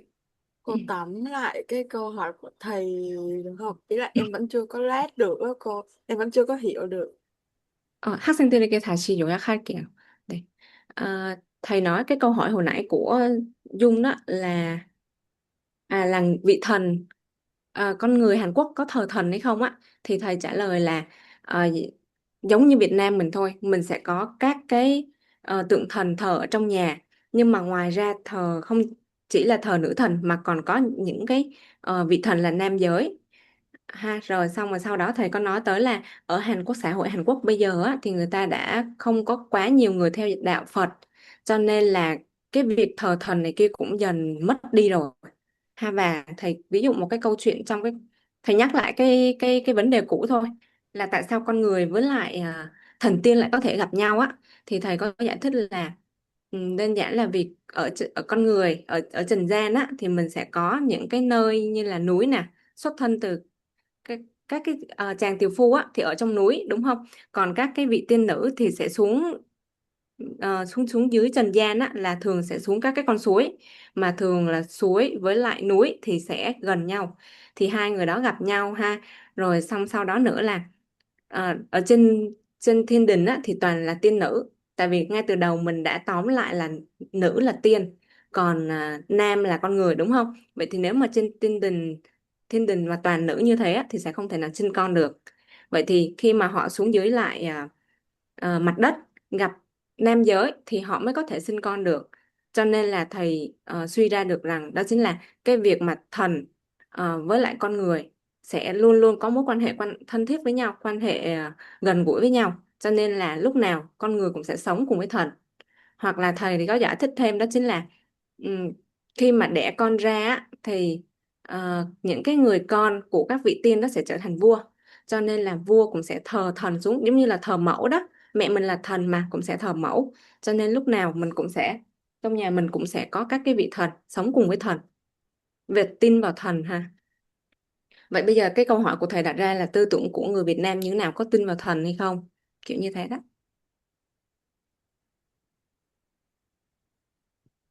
Em nghĩ là người Việt Nam cũng sẽ tin vào thần đó cô, tại vì ở người Việt Nam á thì ở Việt Nam thôi nha cô, thì cũng nói về thờ mẫu thì cũng có hẳn một cái đạo thờ mẫu, xong rồi ở trong nhà Việt Nam thì người ta cũng sẽ có những cái bàn thờ như kiểu là thờ thần tài thổ địa, rồi đền chùa miếu này kia cũng rất là nhiều, nên em nghĩ là người Việt Nam có vẻ là rất là tin tưởng về thần luôn đó cô, và thần luôn đó cô. Đó. 음. 네, Dạ rồi ạ. 네, 베트남 사람들은 보통 그 대부분 신을 믿는 것 같아요. 그리고 모 신앙 있어서, 그래서 보통 도시에서 아마 어, 모 신앙 없는데 그런데 산에 사는 사람들이 보통 모 신앙 있는 것 같아요. 그 한국 같은 경우는 이렇게 위험한 그러니까 뭐 배를 타고 나가는 어부들 또는 금방 얘기하신 것처럼 산도 사실은 좀 위험하죠. 그래서 그런 곳에 사는 사람들은 특히나 신을 많이 모시는 것 같고요. 음. 그 다음에 또 이제 생각해 볼 게, 아까 이제 그 신 얘기를 하다가 이제 신과 이제 선녀라고 우리 주제가, 교육 주제가 선녀기 때문에 이 신과 선녀의 어떤 구분? 이거를 조금 저는 좀 생각을 하면 좋겠다라고 생각하는데요. Ừ. 우리가 보통 얘기하는 신이라는 개념이 아마도 우리 베트남이든 한국이든 어떤 유교 문화의 영향을 많이 받았고 또 불교 문화의 영향을 많이 받았기 때문에 조금 비슷할 거라고 생각은 하는데 이런 어떤 선녀 얘기도 아마도 한국과 베트남이 크게 다르지 않을 겁니다. Ừ, đây. Rồi, 네. nói đến cái sự khác biệt và điểm giống của thần và nữ thần ha, thì thật ra là Việt Nam và Hàn Quốc đều có chung một cái hệ tư tưởng là nho giáo. Cho nên là cái việc phân tách giữa thần và nữ thần nó cũng không quá khác biệt như là trong câu hỏi của bạn Trang đó, là mình tin vào thần và mình cũng sẽ có đạo thờ mẫu, cho nên là mình tốt nhất là nên làm rõ khái niệm giữa thần và nữ thần, nhưng mà nó cũng sẽ có điểm chung. Ừ. 그래서 인간의 가장 완성된 인간이라고 이제 표현을 했는데, 그러니까 완성된 인간의 모습을 유교에서는 군자라고 합니다. Thì thầy nói đến một cái khái niệm đó chính là hoàn song thành ingan, có nghĩa là cái con người mà kiểu đã hoàn thiện luôn đó ha. Và cũng sẽ ban nãy cũng sẽ nhắc đến một cái vị thần, đó chính là một vị thần mà đã hoàn thiện luôn. Đó thì ví dụ như đối với vị thần mà đã hoàn thiện là cái người mà phải kết hôn với sinh con với lại con người chẳng hạn. Còn 불교에서는 부처라고 하죠. còn đối với lại cái con người mà đã hành thiện á, thì nếu như là mình thờ Phật á thì mình là những cái Phật tử, đúng không? Còn đối với lại những cái người mà theo đạo Công chúa giáo thì mình cũng có cái tên riêng, đúng không nhỉ? 그런데 이 선녀는 그 종교가 생기기 이전에 어떤 이상적인 완성된 인간을 뜻하는 말이에요. Cho nên là từ đó cho nên là mình mới có một cái thuật ngữ, một cái từ đó chính là cái con người hoặc là cái vị thần mà đã hành thiện luôn. 그래서 이제 중요하다는 거고, 그 선녀 이야기가 신선보다 더 빠른 시기에 시작된 말이라는 거죠. Ừ. Và ờ, chính vì thế cho nên là thầy nghĩ rằng cái từ Shin Nho cái thần nữ đó thì nó sẽ được bắt đầu sớm hơn cả các cái vị thần nữa. 그 다음에 이 선녀 이야기와 대비되는 민족 영웅은 아까 얘기한 것처럼 어떤 국가의 탄생, 그러니까 남자 시대, 남자가 이제 왕이 되는 시대에 전해진 이야기입니다. Và những cái câu chuyện thần nữ hay là những cái từ về Shin Nho thần nữ á, nó cũng sẽ truyền từ đời này sang đời khác và nó truyền đến cái đời mà mình có tập trung vào nam giới 쉽게 là 말해, vua ấy. 네, 쉽게 말해 평화 시대에는 선녀 이야기가 나온 거고, Và trong cái thời đại hòa bình thì mình cũng sẽ có những câu chuyện về thần nữ luôn. 전쟁 시대에는 영웅 이야기가 나오게 됩니다. Và những cái câu chuyện về anh hùng cũng xuất hiện thần nữ. 그런 차이점이 있다는 걸 좀 아시면 좋겠고요. Ừ. Và cái lý do mà để mình phân biệt cái sự khác biệt giữa thần và thần nữ đó thì cũng cũng không có quá khó. 그리고 이런 어떤 신화나 전설 속에는 숨겨진 어떤 암호 같은 것들이 있다. Ừ. Và trong các câu chuyện về thần thoại đó thì mình sẽ dễ dàng thấy được các cái nhân vật là thần hay thần nữ xuất hiện. 그리고 거기서 전한 메시지를 어떻게 받아들이고 이해하느냐에 따라서 그 뭐랄까 인생의 어떤 가치관 그런 것도 바뀌게 된다. Ừ. Vậy thì cái message, cái thông điệp mà thầy muốn nói là trong cái cuộc sống của chúng ta nó sẽ có rất nhiều thứ mà thay đổi, đúng không? 우투리 설화는 그 아기 장수가 결국은 뭐 죽잖아요. 때가 아니기 때문에 이제 죽게 되는 겁니다. Trong cái câu chuyện Uthudi thì cái vị Uthudi đó, cái vị tướng đó thì cuối cùng cũng sẽ phải chết. 그 우투리를 누구나 이제 어떤 살다 보면 힘들 때가 있기 때문에 세상이 어지럽고 살기가 힘들 때마다 사실은 그런 어떤 영웅이 나타나서 그 좋은 세상을 만들어 주기를 바라는 염원들이 그 우투리 설화에 담겨져 있는 거고. Và cái cậu Uthudi đấy thì sống một cái cuộc sống rất là vất vả, cuộc sống là khổ. Tuy nhiên vẫn mang theo trong người mình một cái tư tưởng, đó chính là muốn tạo ra một cái thế giới mới. 가난하고 평범한 그런 집안에서 우투리가 태어났기 때문에 Ừ. Bởi vì lại sinh ra trong một cái gia đình nghèo khó cho nên là 어쩌면 내가 세상을 구할 우투리가 될 수도 있다라고 하는 희망이 바로 이 우투리 설화에 담겨 있는 메시지가 아닌가.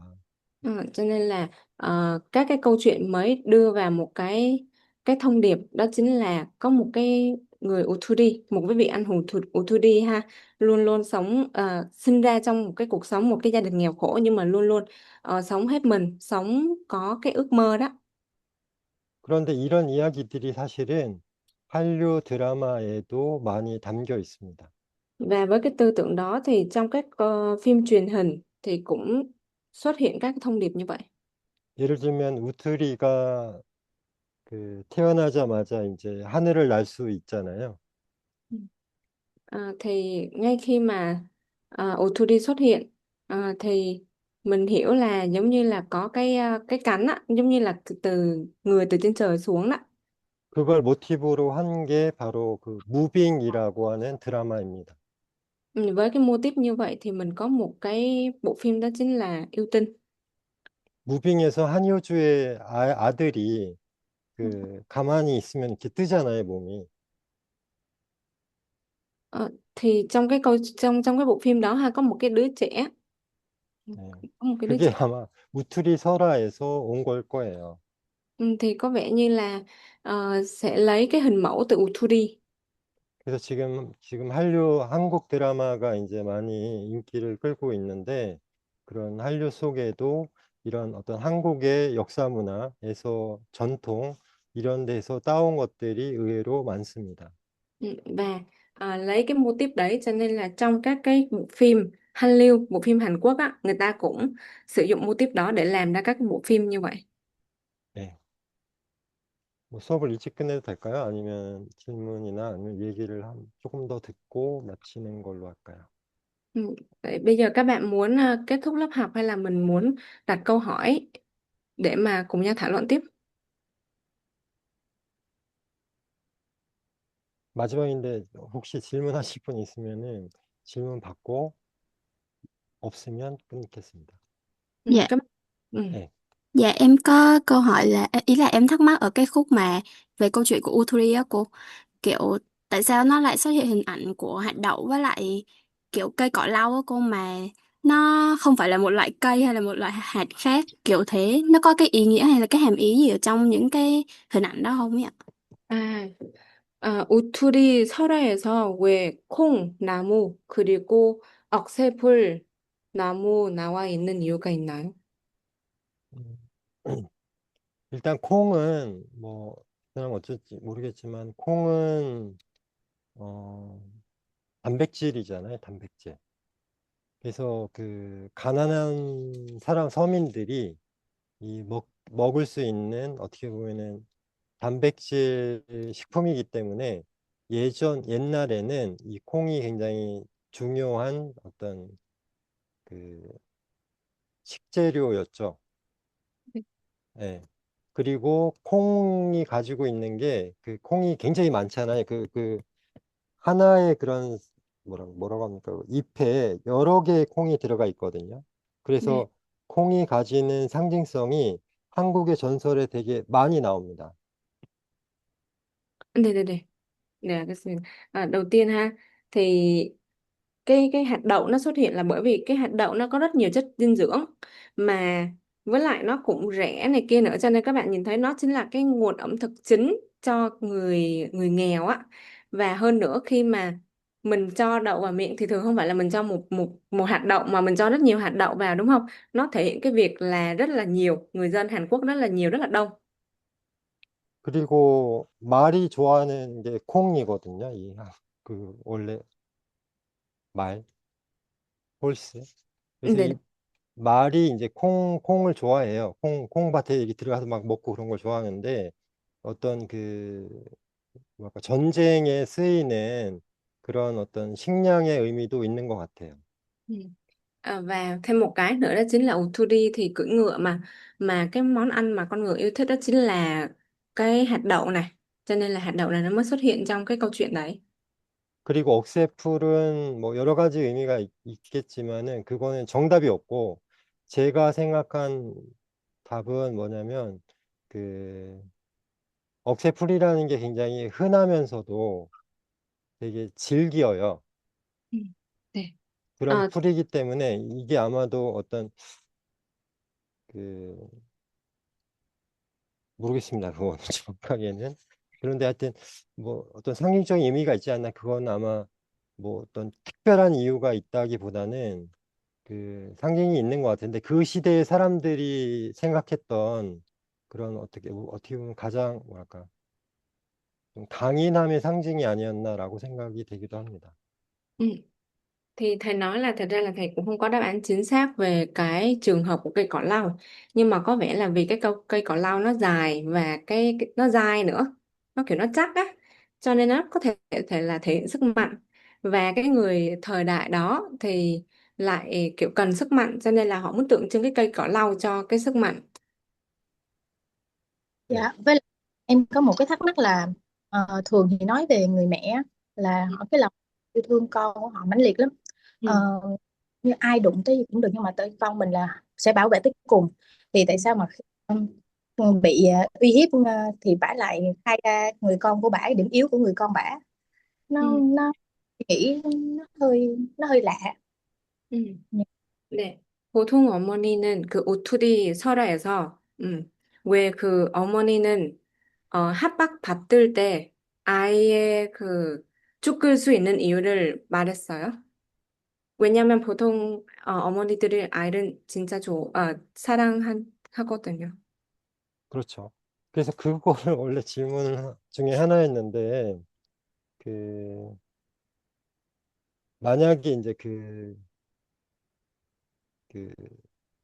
옛날이죠. 옛날에 어떤 영웅이 나타난다는 말은 뭐냐면 그 세상을 뒤집는다는 뜻이에요. 당시에는. 그래서 그게 이제 뭐 보면은 반역자죠. 어떻게 보면은 그 나라의 입장에서 보면은 그 영웅이 나타났다라고 하면 밀란을 일으키거나 어떤 반역을 일으켜서 영웅이 된다는 뜻이기 때문에 쉽게 얘기하면 국왕이 있고 백성이 있다라고 하면 백성의 편에 서는 거기 때문에 반역이 돼버리는 거예요. 근데 그런 반역자가 나오게 되면은 그 우리 이제 조선 시대에는 구족을 멸했습니다. 그러니까 나의 위아래 양옆으로 이제 구, 구족을 다 이렇게 죽여버렸어요.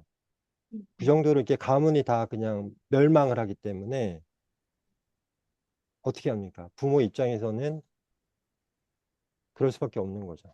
Để thì thầy nói là ở cái thời đại đó á, là cái thời đại mà luôn luôn có chiến tranh á, cho nên là giữa cái việc mình đứng lập trường của đất nước hay lập trường của gia đình thì chắc chắn là bố mẹ thì không còn cách nào khác thì phải làm sao để bảo vệ đất nước, với lại ở ngay cái thời điểm đó người dân mà người ta sẽ tin vào các cái lời đồn á, cho nên lúc đó nó đã có cái lời đồn đó chính là nếu mà một cái người anh hùng giống như là một cái người thần tiên nào đó mà xuất hiện ở trong một gia đình nghèo thì cái điều đó sẽ phá hủy đất nước, cho nên là trong cái thời đại mà lúc nào cũng có địch như vậy thì người dân phải đặt đất nước lên hàng đầu, còn nếu không thì nó giống như là phản nghịch vậy đó.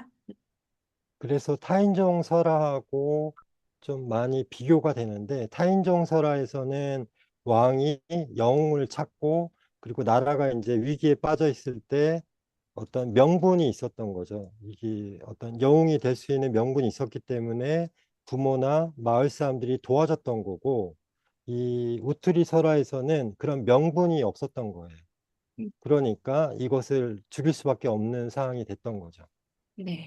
Và trong truyện Thánh Gióng nó cũng sẽ có một cái tình tiết tương tự mặc dù hơi khác một chút xíu nha, đó chính là khi mà có giặc ngoại xâm đến thì nhà vua sẽ đi tìm anh hùng ở trong đất nước của mình đúng không, và khi mà tìm ra được cái vị anh hùng đó thì cả nước cả người dân hàng xóm này kia đều cố gắng để nuôi lớn cậu bé đó, thì nó cũng sẽ thể hiện cái tinh thần dân tộc của cả hai quốc gia.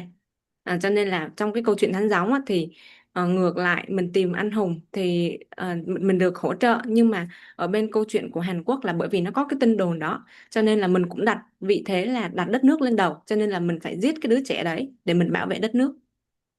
그래서 세상이 어지러울 때 영웅이 나타난다고 합니다. Ừ. Rồi vậy cho 평, nên ừ. 평화 시대에는 영웅이 나올 수가 없는 거죠. Ừ. Và thầy nói là ở trong các cái thời đại xưa á, hoặc là trong các câu chuyện á, sẽ xuất hiện anh hùng, nhưng mà trong cái thời đại hòa bình thì không còn xuất hiện anh hùng nữa. 그래서 한국 같은 경우도 임진왜란이라고 이제 일본이 우리나라를 쳐들어왔을 때 이순신 장군이라든지 여러 영웅들이 나타난 거고요. Ừ.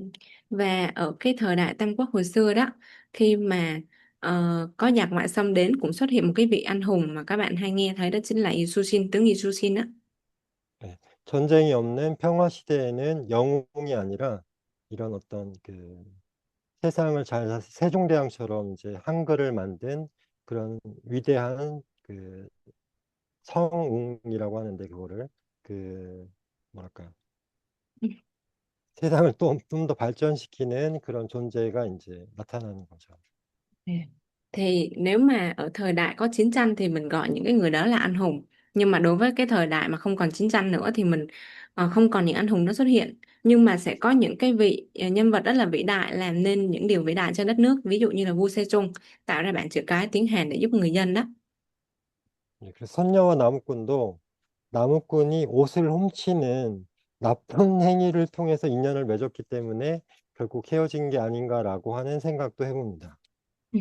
Thầy chuyển sang một câu chuyện khác là chính là trong cái câu chuyện của tiên nữ và tiều phu á, cái việc giấu giếm cái áo của tiên nữ đó là một việc không tốt. 그래서 하여튼 뭐 오늘 많은 이야기를 나눠봤는데 그 세상에 전해지는 이야기 속에서 어떤 삶의 그 가르침을 얻는 그런 좋은 눈을 가졌으면 좋겠습니다. Cho nên là sau những cái câu chuyện mà mình học ngày hôm nay á, thầy hy vọng là khi mà mình sống, các bạn cố gắng sẽ nhìn thế giới bằng một cái con mắt nó tích cực, nó ờ, gọi là sao ta? Nó tích cực hơn. Mình nhìn nhận mọi thứ một cách tích cực. 네, 오늘로서 마지막인데요. 그동안 하여튼 수고하셨고 한국 문화를 이해하는데 보탬이 되었으면 굉장히 좋겠습니다. Và thầy rất cảm ơn cái sự cố gắng của các bạn trong suốt những cái buổi học ngày vừa rồi ha, và cả buổi học ngày hôm nay nữa. 네, 이렇게 네, 마칠까요? 네, 감사합니다, 교수님. 네, 네, 수고하셨습니다. 오늘 그 흥미로운 수업 내용 준비해 주셔서 감사드립니다. 오늘 학생들이 가장 많은 그 질문할 수 있던 첫 번째 수업인 것 같은데요. 예전에는 그 시간이 수업 내용 길어서 그러니까 그 논의한 시간이 많이 거의 없었습니다. 네. Rồi các bạn cảm ơn giáo sư, rồi chúng ta sẽ kết thúc tiết học ngày hôm nay các em ha. 네, 감사합니다. 지부장님, 교수님, 여러분. 교수님, 수고하셨습니다. 감사합니다. 수고하셨습니다. 교수님. 감사합니다. 모두 수고 많으셨습니다. 네, các bạn mà thôi, để hôm sau đi buổi học cuối đi ha. 네, 네, 감사합니다. 네, 수고하셨습니다. 네.